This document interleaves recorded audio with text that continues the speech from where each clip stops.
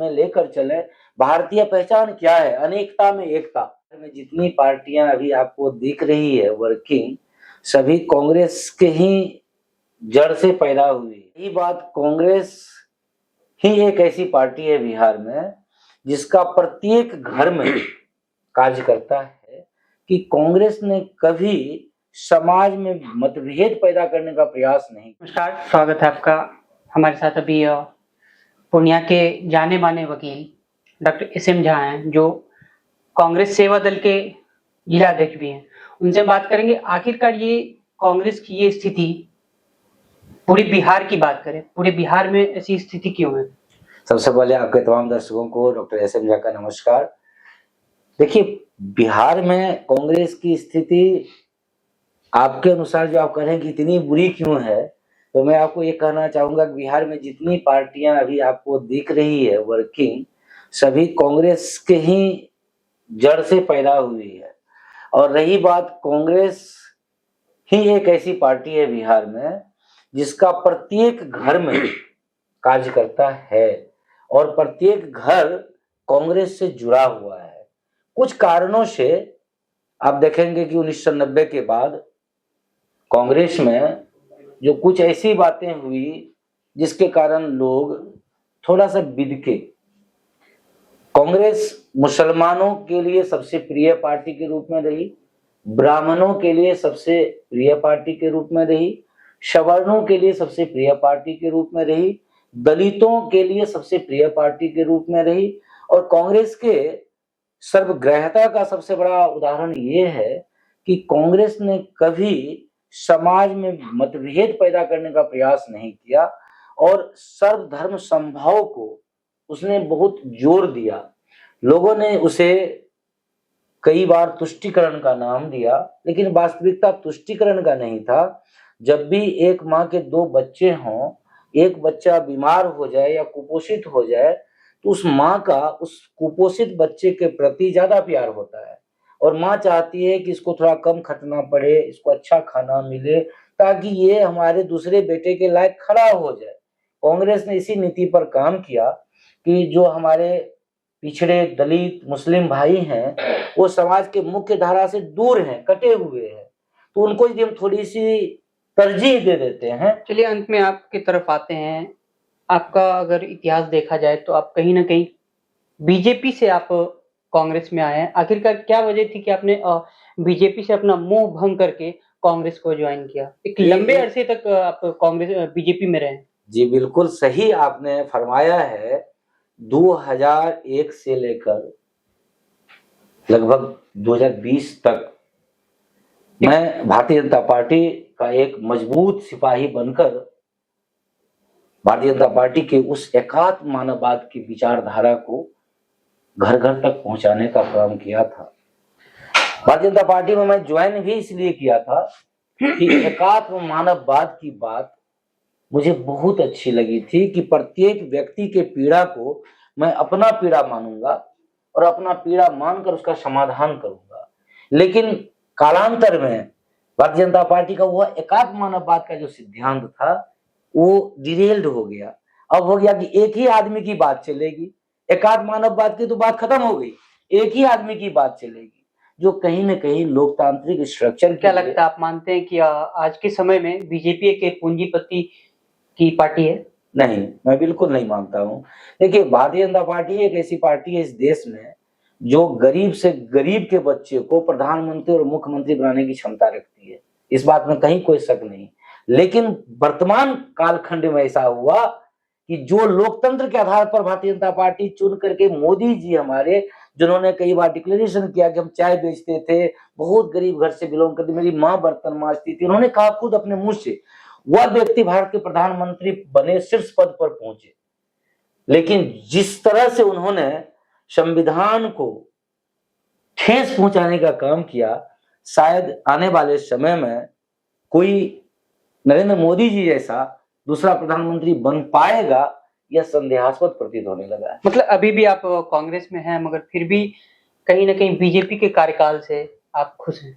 देखिए, हमारे जो कवि हृदय प्रधानमंत्री थे श्रद्धेय अटल बिहारी वाजपेयी जी, उन्होंने जिस तरह से देश को चलाने का काम किया, इतने सारे पार्टीज को साथ लेकर देश के अंदर सौम्यता का व्यवहार, सहनशीलता का व्यवहार, और जो हमारा एक पहचान है भारतीयता की कि हम सबको साथ में लेकर चले। भारतीय पहचान क्या है? अनेकता में एकता, यही हमें विशिष्ट बनाता है, और इनका प्रमाण श्रद्धेय वाजपेयी जी ने दिया था। लेकिन वो कहीं ना कहीं डगमगाया मोदी जी के शासनकाल में।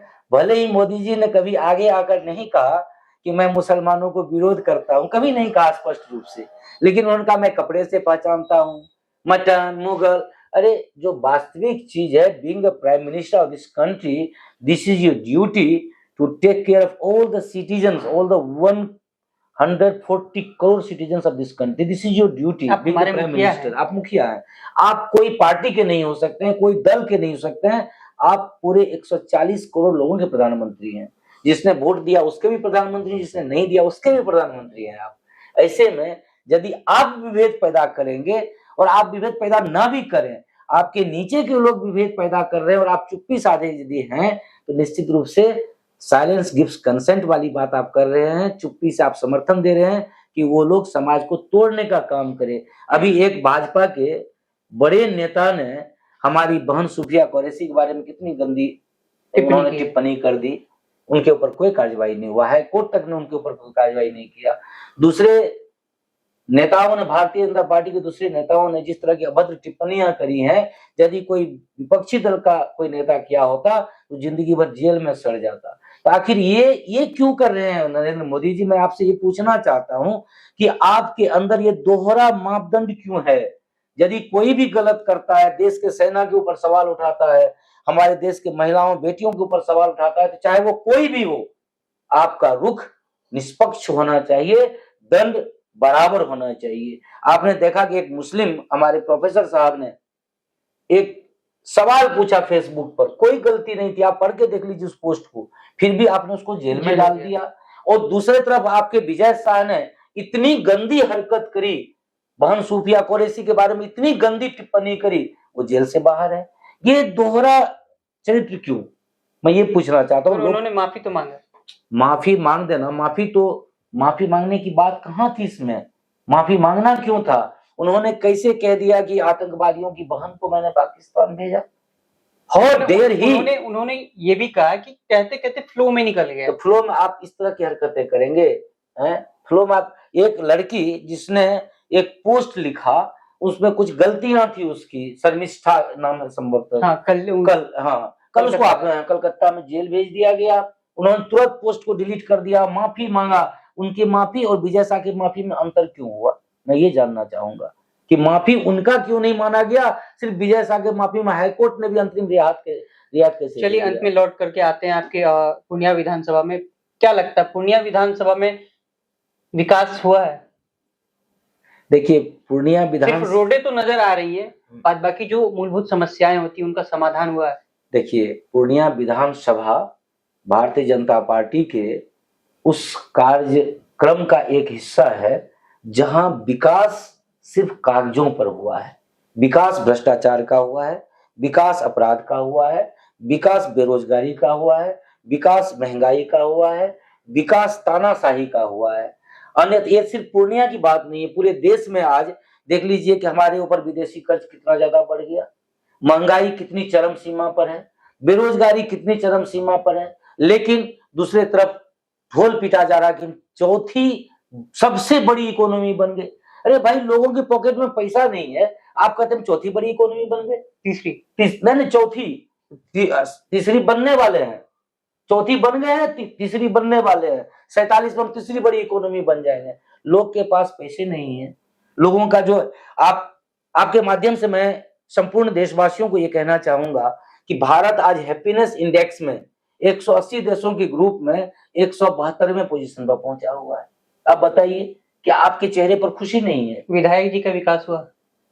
देखिए, विधायक जी के बारे में आम चर्चा है कि किसी को नहीं छोड़ते हैं, चाहे शमशान घाट में बनने वाला कोई मतलब योजना हो, चाहे मुर्दा घर बनने वाली हो, चाहे कहीं भी हो, इनकी कमीशन यदि इसे पहुंच जाए तो काम शुरू होगा, अन्यथा नहीं। वही लोगों का कहना मैं नहीं कह सकता।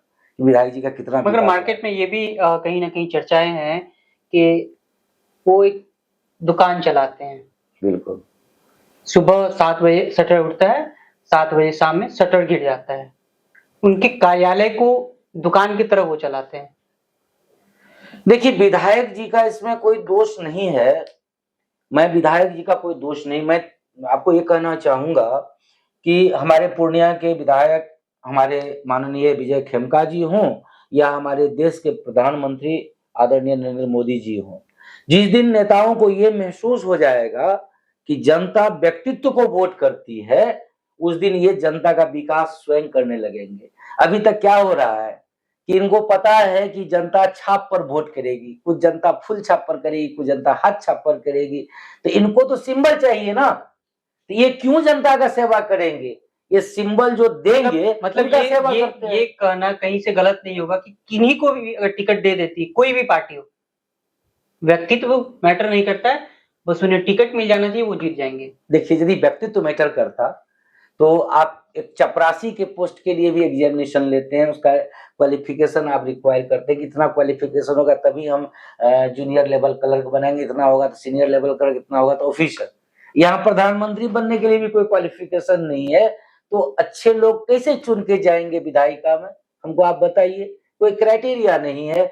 आज क्या है कि अच्छे लोगों को कोई तरजीह नहीं दी जाती है राजनीति में, क्योंकि यदि कोई आदमी वेल क्वालिफाइड है, आदमी नोइंग है, विद विजन है, उनके अंदर कैलिबर है, उनके अंदर समाज के प्रति कुछ कर गुजरने की क्षमता है, तो ऐसे लोग चापलूसी और चमचई नहीं। 2025 विधानसभा सर पे है, डॉक्टर एसएम झा की दावेदारी है क्या? दावेदारी तो बिल्कुल है। दावेदारी इसलिए है कि मैं समाज को कुछ देना चाहता हूं, और ये जरूरी नहीं है कि समाज को देने के लिए मैं किसी पार्टी के गुलाम बनकर उस पार्टी के पास दया की भीख मांगने जाऊं कि टिकट मुझे दया की भीख में दे दो। ये नहीं चाहता हूं।